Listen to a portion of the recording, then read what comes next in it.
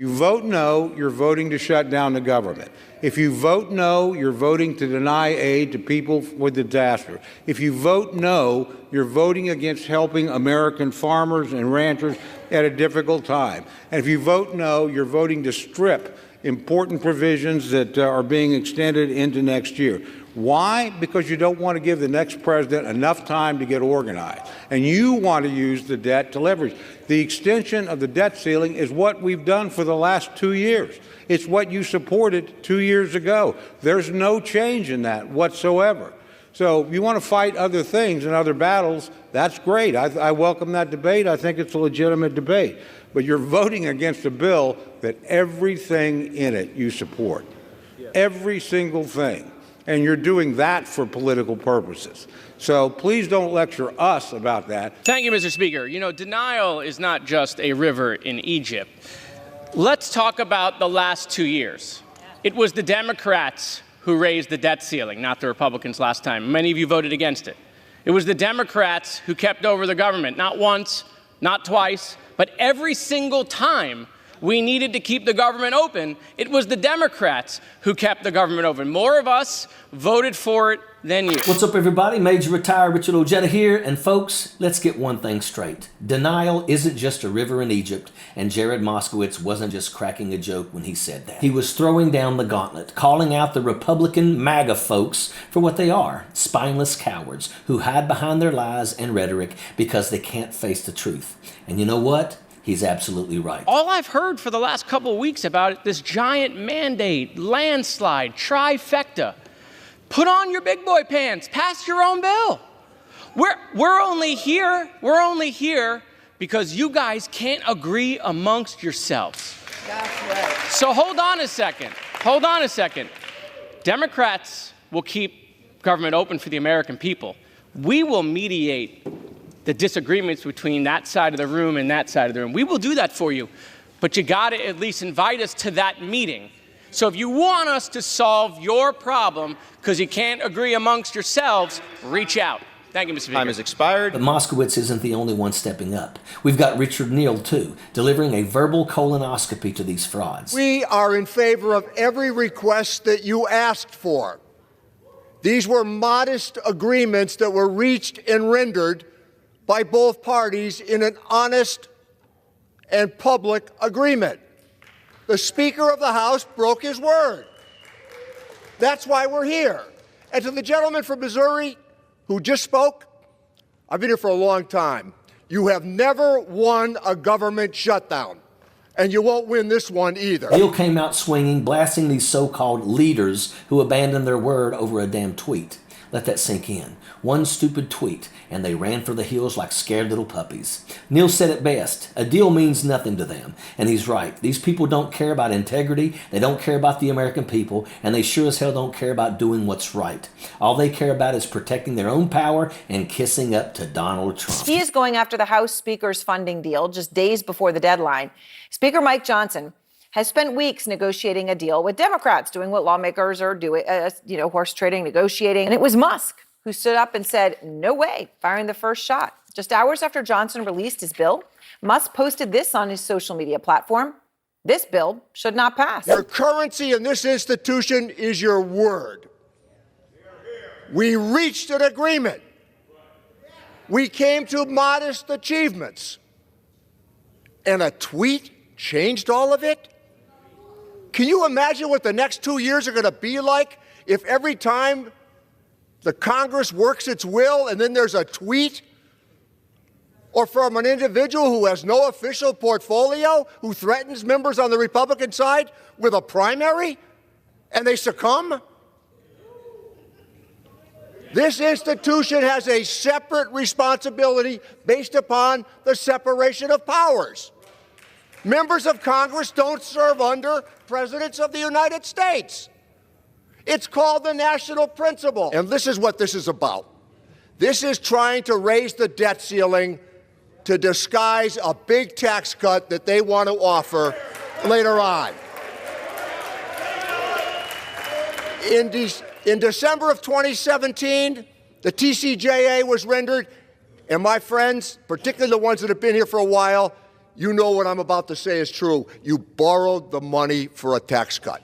$2.3 trillion for a tax cut for wealthy people. And when you see the distribution tables, you know who got what. Let's talk about this denialism for a second, because it's more than just avoiding reality. It's a damn strategy. MAGA Republicans thrive on denial. They deny election results, they deny climate change, deny facts, and deny their own damn responsibilities. Why? Because it's easier to live in their fantasy world than to face the consequences of their actions. Jared Moskowitz nailed it when he said denial is not just a river in Egypt. He was calling out their entire playbook. These people will deny everything, even when the truth is staring them right in the face. They deny the science of climate change while the planet burns. They deny the results of a free and fair election because their guy lost. They deny the need for basic governance because they're too busy playing political theater for their MAGA base. And let me tell you, folks, this denialism isn't just annoying. It's dangerous. It's killing our democracy, and it's destroying the trust that holds this country together.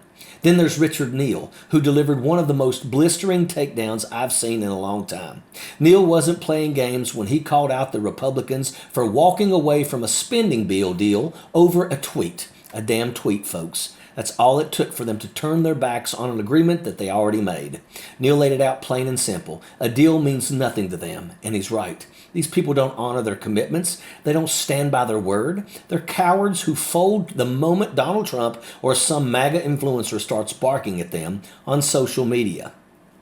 Think about what that means for the country. How can you govern when the people you're negotiating with don't even have the backbone to stick to the deal?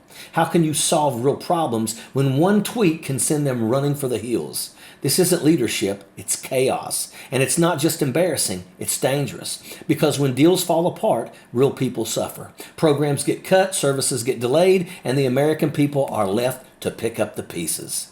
So let's talk about the hypocrisy, because folks, it's thicker than molasses. Take Mike Johnson, for example. Here's a guy who claims to read his Bible before every decision he makes. Sounds great, right? Except it's all an act.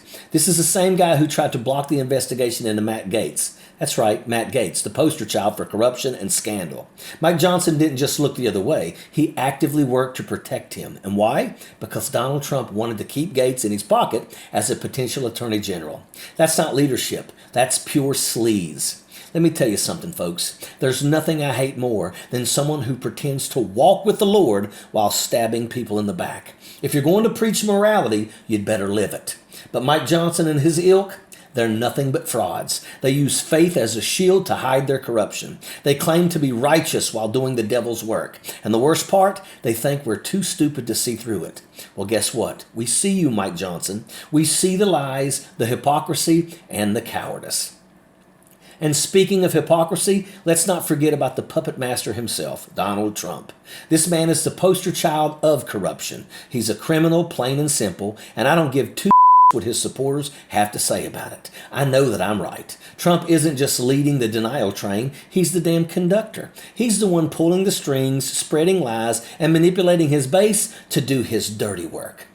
Think about this. Trump wanted Matt Gaetz as Attorney General, not because he thought Gaetz was qualified, but because he wanted someone that he could control, someone whose crimes he could use as leverage. That's who Donald Trump is, a man who will weaponize your worst secrets against you if it serves his interests. He doesn't care about loyalty. He doesn't care about America. All he cares about is himself. And the fact that so many people still worship him is proof that we've got a lot of work to do in this country.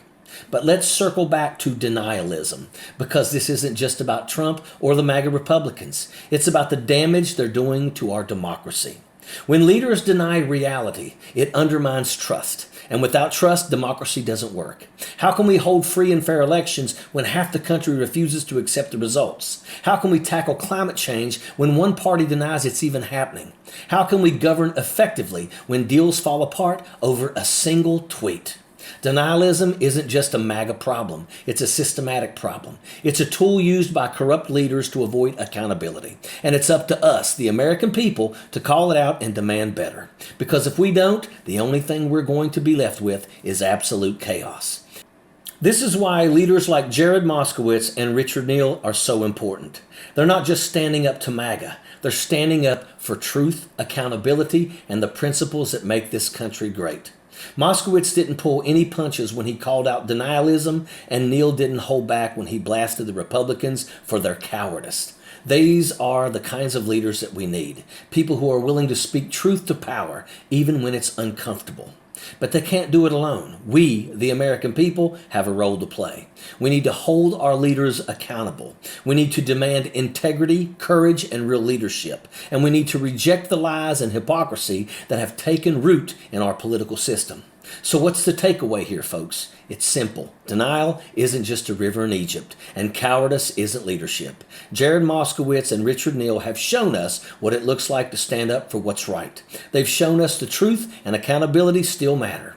But the fight is not over. We've got a long way to go, and it's going to take all of us to get there. And that is an absolute fact. Sappers clear the way, airborne all the way.